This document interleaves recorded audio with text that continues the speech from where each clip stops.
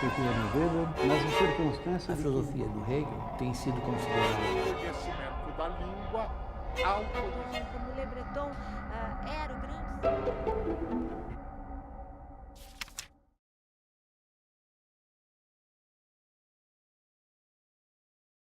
Vamos falar hoje, então, sobre Richard Hort, um filósofo americano que, em sua formação, esteve inicialmente próximo da filosofia analítica tradicional, e depois, a partir de uma crítica interna e uma reavaliação da filosofia analítica, afastou-se dela em vários pontos e se aproximou do pragmatismo americano, depois de se chamar o neopragmatismo. Nós vamos, então, examinar alguns aspectos do seu neopragmatismo, especialmente aqueles em que ele dialoga com filósofos da tradição analítica, alguns dos quais nós já vimos, inclusive.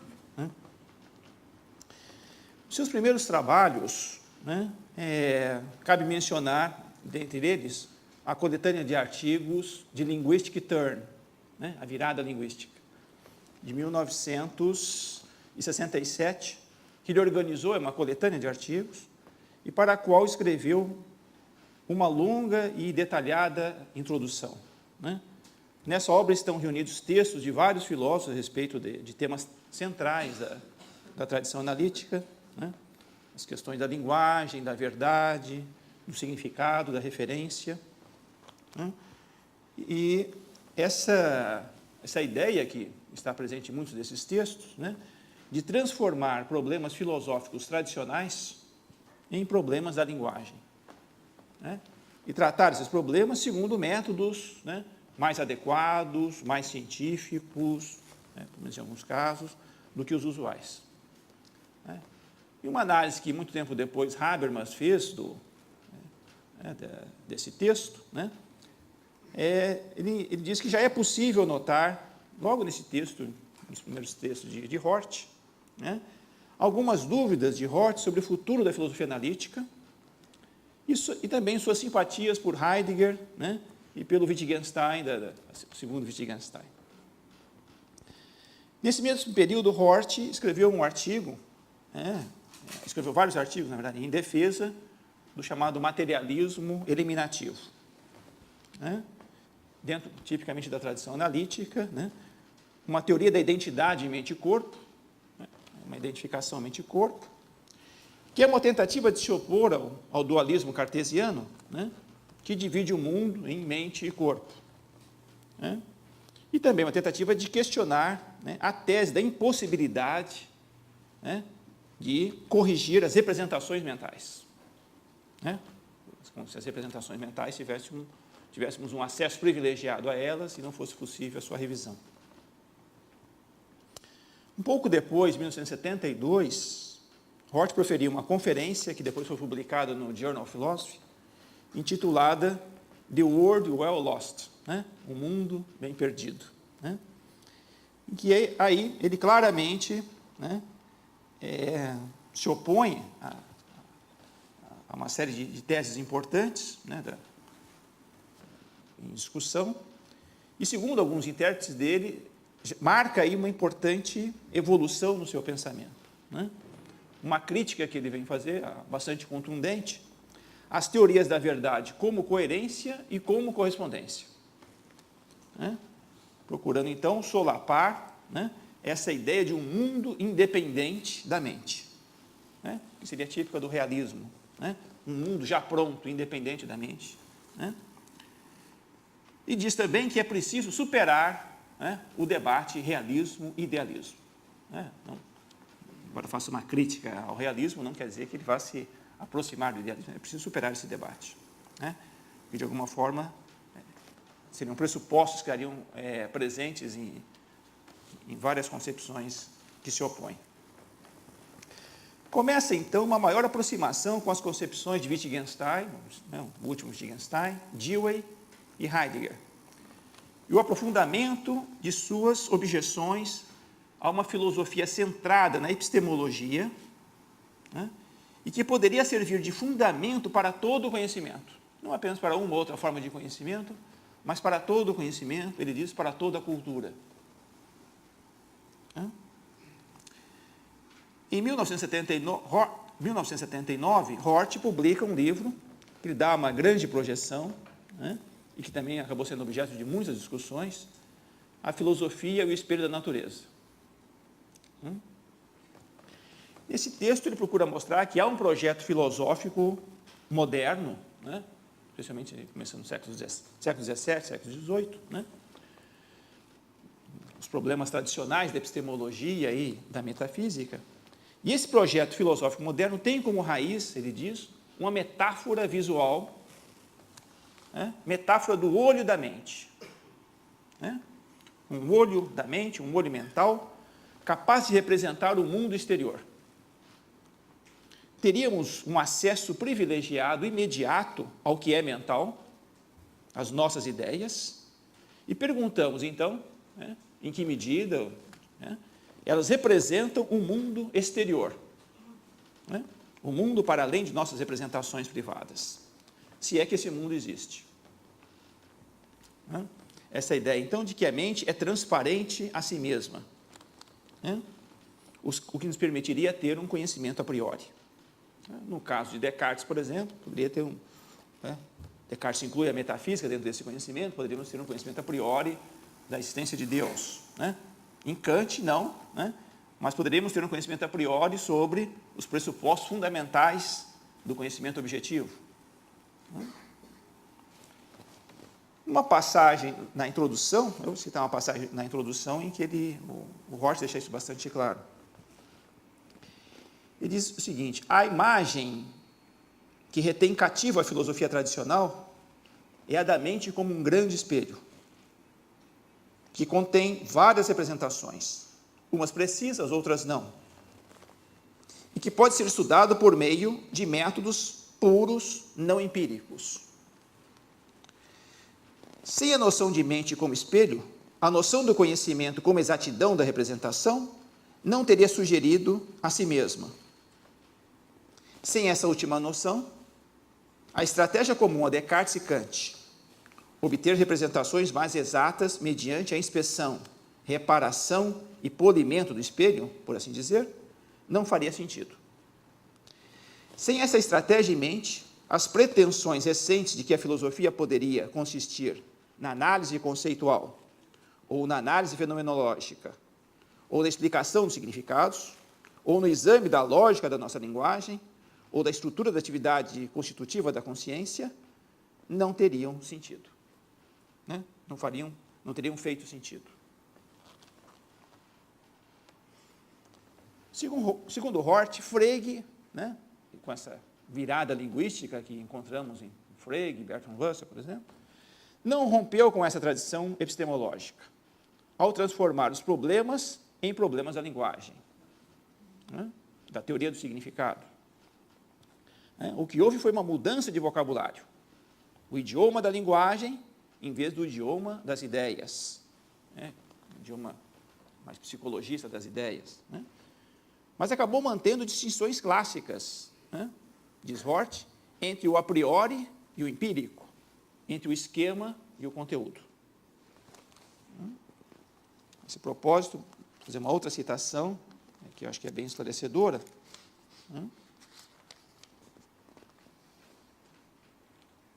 E o seguinte, tentando mostrar que a filosofia da linguagem analítica, em grande parte, está, né, se utilizando também dessa imagem, ainda que, né, com uma roupagem diferente, né, linguística.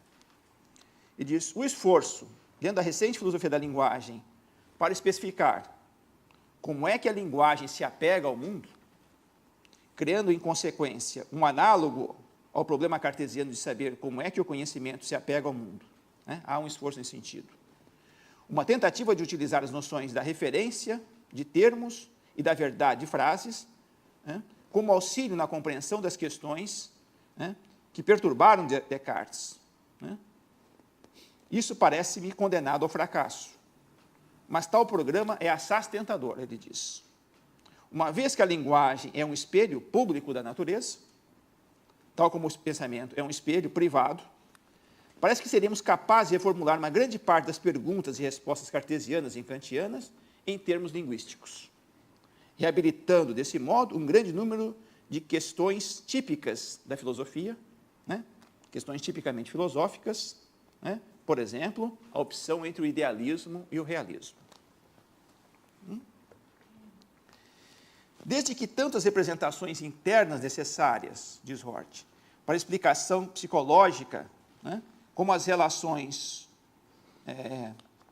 do mundo necessárias para a semântica, para que a semântica produza uma teoria da significação para a linguagem natural, sejam encaradas como irrelevantes para questões de justificação, poderemos ver o abandono da busca de representações privilegiadas como o abandono do objetivo de uma teoria do conhecimento. A ânsia de uma tal teoria no século XVII era produto da passagem de um paradigma da compreensão da natureza para outro, né? Bem como da passagem da cultura religiosa para uma cultura secular. A filosofia como capaz de nos oferecer o método correto de procurar a verdade, né? Depende de se encontrar um quadro neutro permanente de todo o inquérito possível, a compreensão do qual nos permita ver, por exemplo, por que é que nem Aristóteles, nem Belarmino estavam justificados por acreditarem naquilo em que acreditavam. A mente como espelho da natureza foi a resposta da tradição cartesiana à necessidade de um tal quadro. Se não existirem representações privilegiadas nesse espelho, ele deixará de responder à necessidade de uma pedra de toque para a opção entre pretensões justificadas e pretensões injustificadas sobre as nossas convicções. A menos que se consiga encontrar um outro quadro, o abandono da imagem do espelho nos conduz ao abandono da filosofia como disciplina que julga as pretensões da ciência e da religião, da matemática e da poesia, da razão e do sentimento, fixando um local apropriado para cada um. Nessa visão, depois, né, desenvolvida por Kant, né, o conhecimento empírico, né, segundo Hort, é visto como resultado da cooperação de duas faculdades distintas, né, na visão kantiana: o entendimento e a sensibilidade, né? Os conceitos do entendimento e a intuição, no caso da sensibilidade. Nesse modelo, a mente, ou a linguagem, né, no caso, organiza os elementos dados à consciência, né? Aspectos a priori e aspectos empíricos de nosso sistema, né? Então, aspectos a priori e aspectos empíricos. E uma condição, por exemplo, no caso da lei da causalidade, né, é uma lei a priori, né, porque uma condição para se ter consciência do mundo objetivo é que ele esteja sujeito a relações, né, a leis causais. Ou seja, adota-se aí, né, um dualismo, uma distinção importante entre o esquema e o conteúdo, né, o conteúdo que é devidamente organizado pelo esquema, né? Então, aí uma distinção importante, né, que passa a ter um lugar central também, ele diz, na filosofia analítica da linguagem, né, e no interior dessa própria filosofia, que Hort encontrará, né, elementos importantes para solapar essa distinção. É interessante que Hort se utiliza da filosofia analítica na sua própria crítica, né. Fundamentais dessa crítica, né, por exemplo, são as análises de Sellers sobre o mito do dado, né, e de Quine sobre a distinção analítico-sintético, né, nós já examinamos, né. Segundo Hort, trata-se antes de eliminar esses problemas canônicos da filosofia, os chamados problemas perenes da filosofia, né, em um trabalho de terapia filosófica, né, semelhante a Wittgenstein, do que tentar resolvê-los teoricamente. São problemas mal colocados. Não são perenes esses problemas. São apenas resultados de uma certa constelação de ideias que está presente de uma forma contingente, histórica e opcional. As ideias têm uma origem histórica. Um problema filosófico, diz Hort, é um produto da adoção inconsciente de um grupo de pressupostos embutidos no vocabulário no qual o problema foi dito. E esses pressupostos, né, devem ser questionados antes,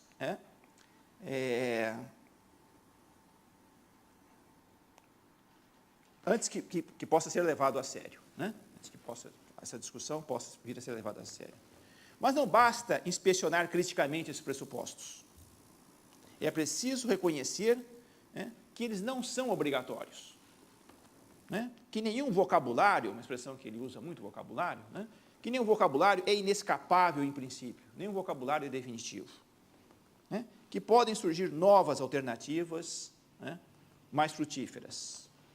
Não há um vocabulário perfeito, ideal, capaz de expressar todas as opções que o discurso possa comportar.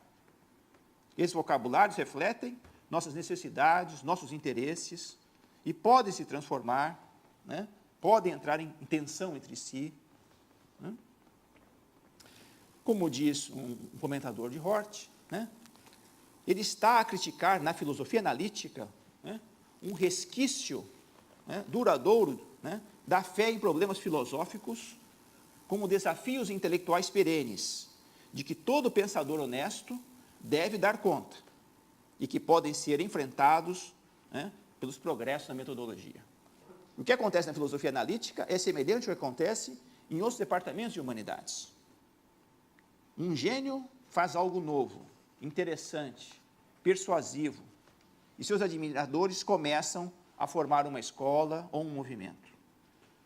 O que a filosofia tem é uma unidade estilística e sociológica, não uma essência própria, não uma tarefa histórica a cumprir, a legitimação do conhecimento. Faz, então, Hort uma crítica, né, no interior da própria filosofia analítica, o que não significa rejeitá-la, né, mas reconhecer que se trata apenas de um estilo, não do único estilo, nem do melhor estilo. Né? O próprio Hort diz, o estilo analítico é um bom estilo. O esprit de corps entre os filósofos analíticos é sadio e útil, né? Mas trata-se apenas de um estilo, né, que não deveria ser visto dentro de uma concepção essencialista, né, platonista, como ele diz, né, mas dentro de uma concepção historicista, né, que tem o seu momento histórico, né, sua importância numa determinada ocasião. Segundo Hort, a filosofia, com F minúsculo, né, deve buscar ver as coisas em sentido mais amplo, né, ligadas entre si, ver as coisas ligadas entre si em sentido mais amplo, ligação essa também entendida em sentido mais amplo.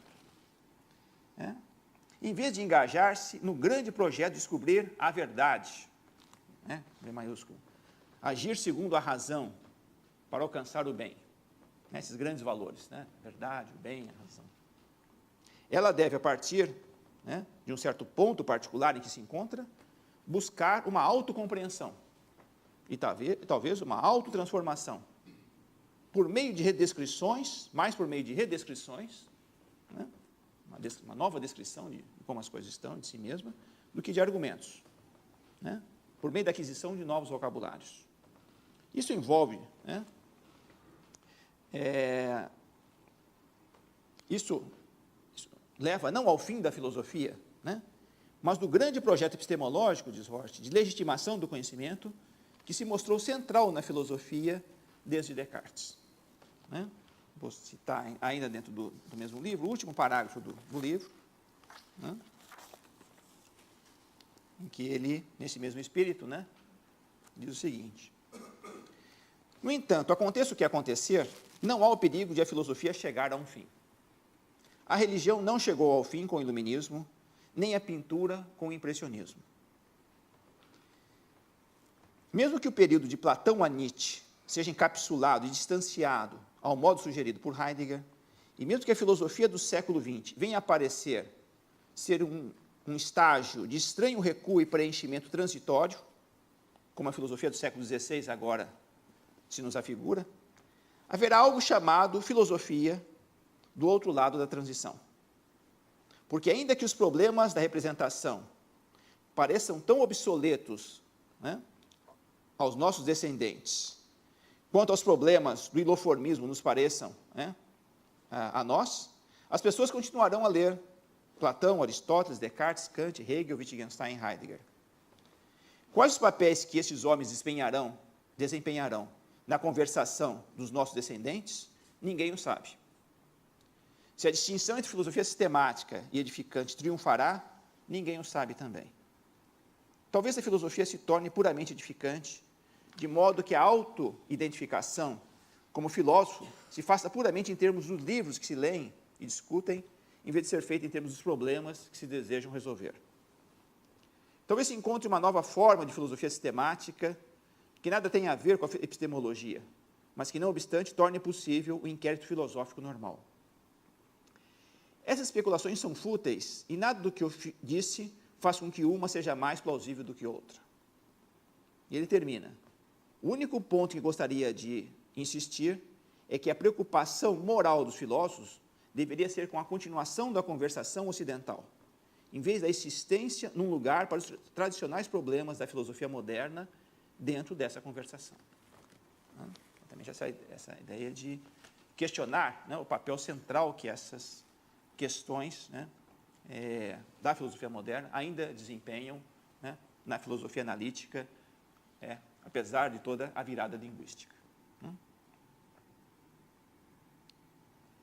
Autores importantes para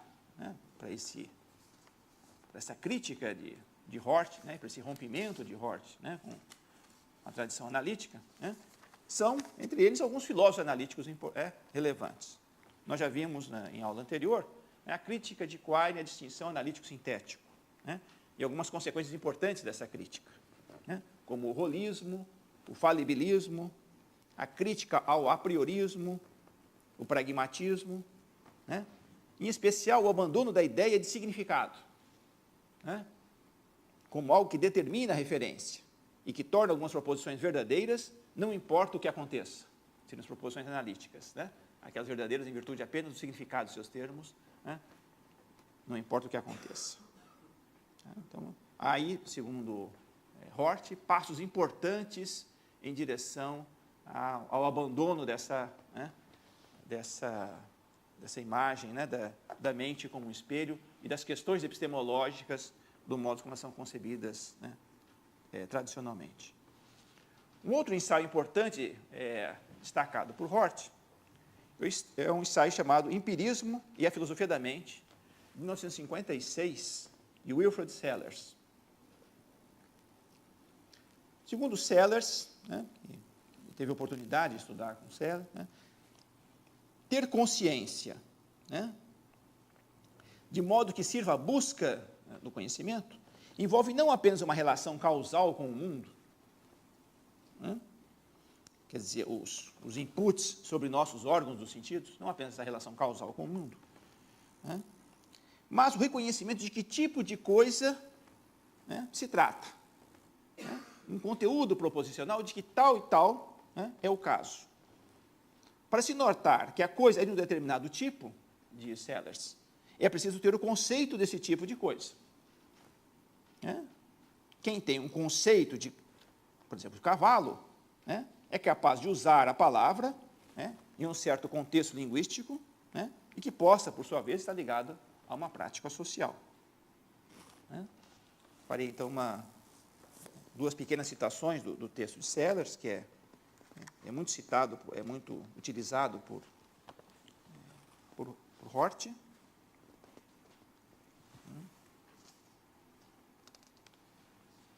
Aqui, na verdade, é uma análise do texto do Sellars, que está no final do livro. Né? Nós agora reconhecemos que, em vez de alcançarmos o conceito de algo, porque percebemos tal tipo de coisa, ter a habilidade de perceber requer já ter o conceito, e não pode ser responsável por ele.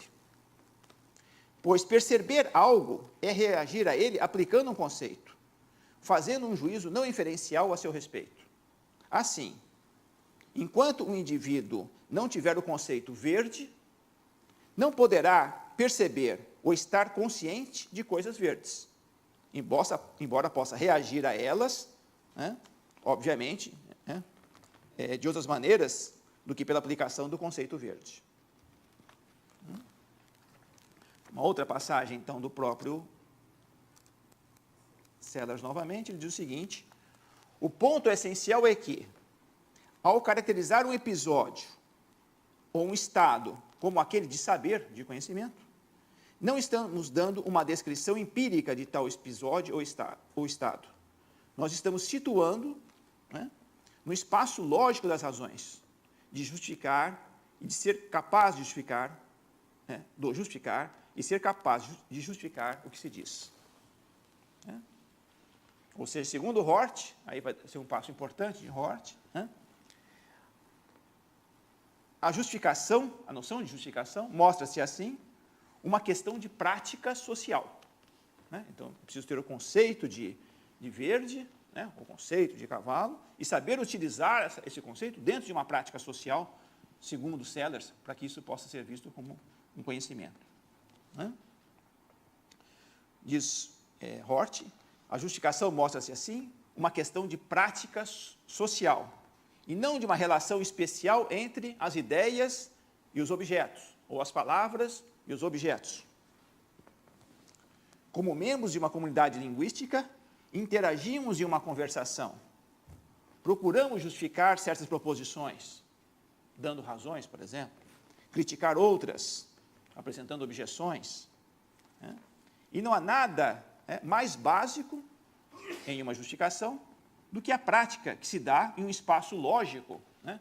O Rocha vai falar, um espaço público, né, das razões, no interior de uma certa comunidade. É nesse contexto que se pode falar em justificação, no contexto de uma prática social. Né? Quer dizer, a crença está justificada por isso e não por nós termos algum tipo de relação causal com as próprias coisas, embora tenhamos essa relação. E isso possa até participar, né? Mas não é isso que determina, que define a justificação. O que não se pode é comparar nossas crenças com os próprios fatos lá fora, para saber se eles são verdadeiros ou não. Eu teria que isolar esses fatos, identificar esses fatos, para poder compará-los com as crenças, mas isso já requer o uso da linguagem para descrevê-los. Só podemos justificar uma crença por outra, diz Hort, né, num certo coerentismo. Eu justifico uma crença por meio de outra crença. Não faz sentido ter acesso epistêmico à realidade, né, de uma forma nua e crua, independente de qualquer vocabulário, de qualquer forma de descrição. Né? Hort, claro, não está negando a existência de uma realidade lá fora que atue causalmente sobre nós e nós sobre ela também. Né? Mas a justificação se dá não pela comparação com algo lá fora, né, mas dentro de uma determinada prática social, dentro de um certo jogo de linguagem. Né?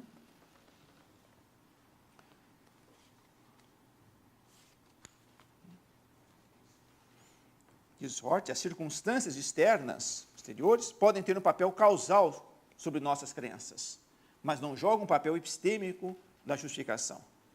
Esse papel epistêmico da justificação envolve o uso de um certo vocabulário, relações diferenciais entre as crenças, diálogo, argumentação, investigação. E os vocabulários utilizados, né, insiste Hort, são transitórios, irremediavelmente contingentes. São assim, mas poderiam ser de outra forma. O contingente é o que pode ser de uma forma, mas pode ser de outra também. Né? Determinado por diversos eventos históricos. Né? E não são modos cada vez melhor de representar, né, de mapear as próprias coisas. Mas são apenas ferramentas, instrumentos úteis, né, mais ou menos úteis, mais ou menos adequados a certos propósitos e não a outros.